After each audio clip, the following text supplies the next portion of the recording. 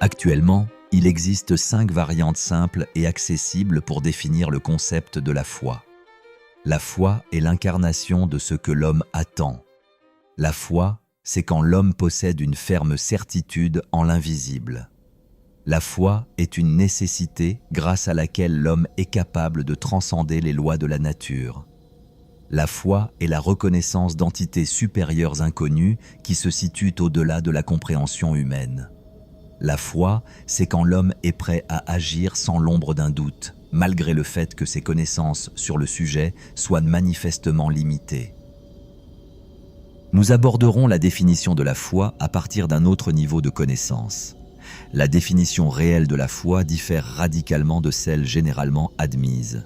La présence de la foi chez l'être humain est étroitement liée au développement du fœtus dans le sein maternel lors de la grossesse. Pour commencer, rappelons l'acte d'union des principes masculins et féminins, tel qu'il est présenté dans la vidéo intitulée « L'Immaculée Conception ». Il ressort de cette vidéo que les structures énergétiques volumétriques du spermatozoïde et de l'ovule ont une apparence constructive ou géométrique identique. Cependant, les gammes de fréquences et la composante informationnelle de ces structures diffèrent. C'est pourquoi elles divergent radicalement dans leur manifestation matérielle et leur fonctionnalité. Cette structure énergétique de l'ovule et du spermatozoïde est appelée le cube de gestion dodécaédrique. À la suite de l'union de 2 cubes dodécaédriques, on obtient une nouvelle structure plus complexe appelée le dodécaèdre dodécaédrique.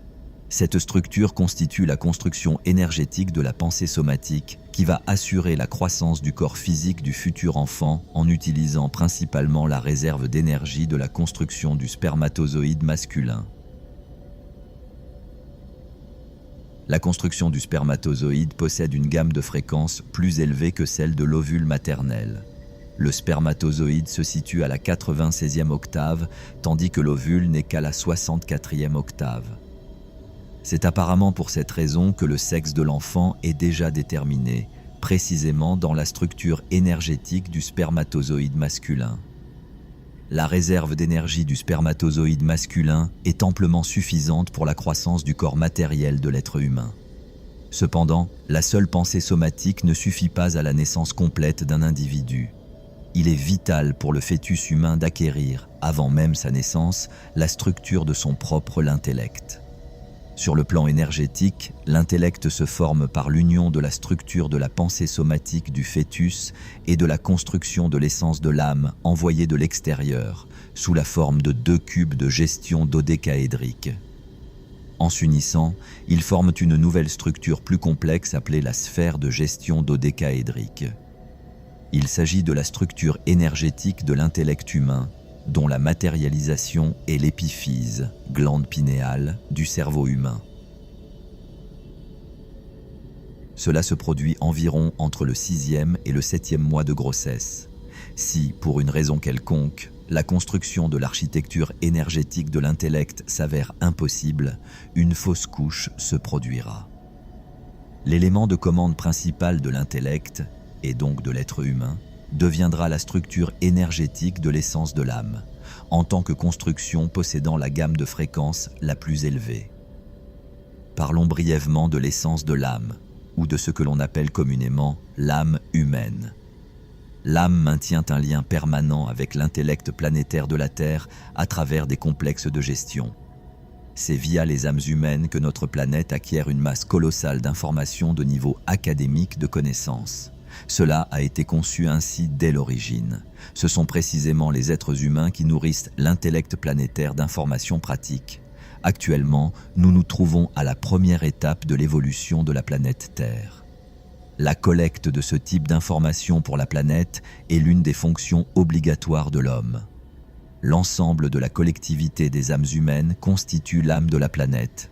L'intellect planétaire ne possède pas d'âme distincte en soi. C'est pourquoi l'expression « enfant de Dieu » reflète on ne peut mieux l'essence humaine. Avant la naissance, par l'incorporation de l'essence de l'âme, le fœtus acquiert tout le programme de son développement, lequel constitue la véritable foi. Cependant, après la naissance, toutes ces connaissances lui sont occultées et seule l'âme se souvient de tout.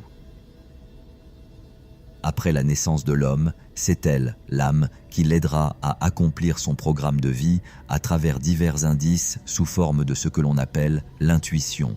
Toutefois, elle ne l'empêchera pas de faire quoi que ce soit, y compris des actes vicieux. L'essence de l'âme prend tout en compte, elle ne vous détournera pas de vos vices par la contrainte, mais elle vous les rappellera plus tard par un bouquet de maladies. Cependant, il existe une issue, la connaissance.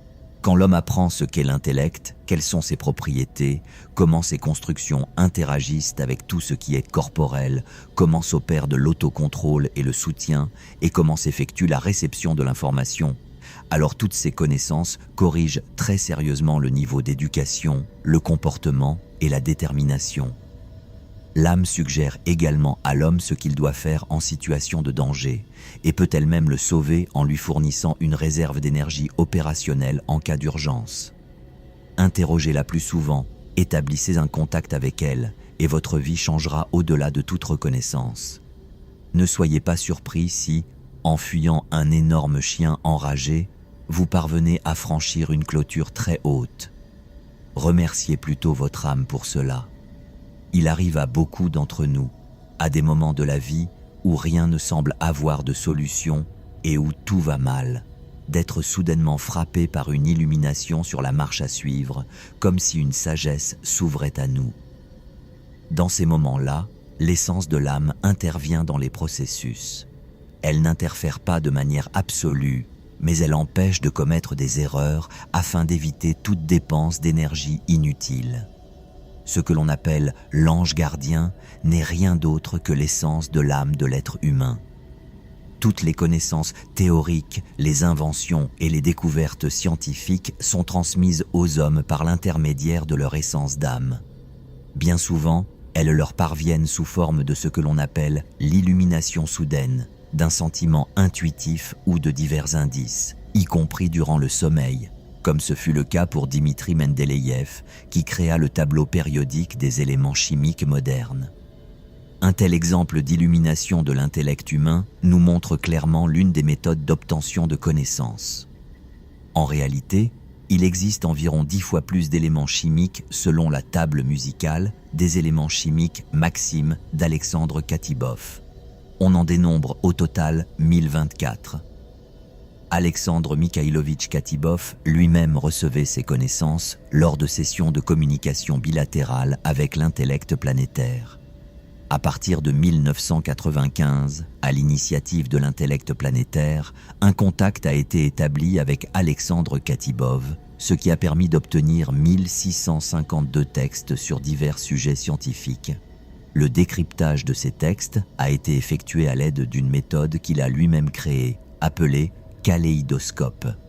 En tout premier lieu, une base instrumentale lui a été fournie, permettant de prendre conscience des véritables principes de construction de l'espace et du temps. La science officielle ne dispose pas de cette base instrumentale.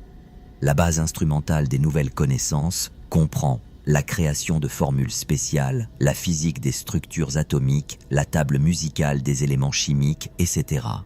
La mathématique kaléidoscope, théorie de symétrie à 18 axes plus 6 translations. Les lois du mouvement de Maxime.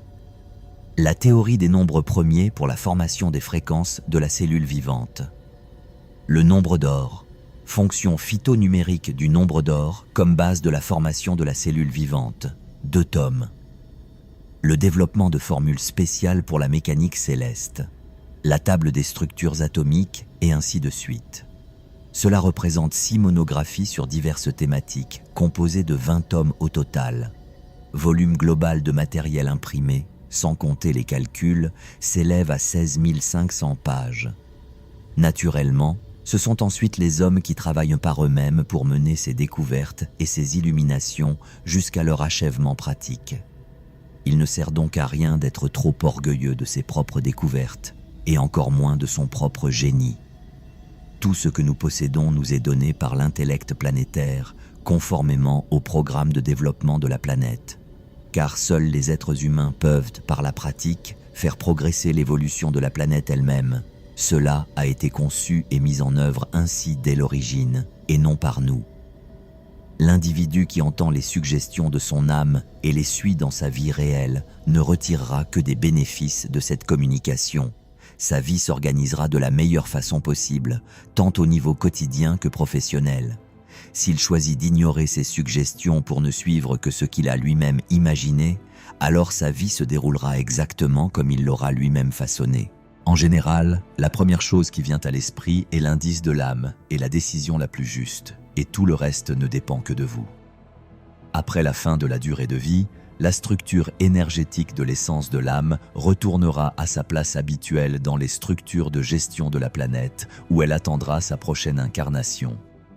Si les âmes ne parviennent pas à atteindre les individus, elles finissent par rompre tout contact avec eux et feront en sorte que leur durée de séjour dans la chair soit réduite, et les âmes elles-mêmes cesseront d'exister pour toujours après la mort. Ce sont des personnes ayant des penchants vicieux tels que les criminels, les prostituées, les représentants des communautés LGBT, les alcooliques, les toxicomanes, et pas seulement. Vous pouvez lire des informations plus détaillées à ce sujet dans la monographie de Fyodor Shkrudnev intitulée « Reconstruction de la réalité » sur son site officiel. Nous attendons vos questions dans les commentaires.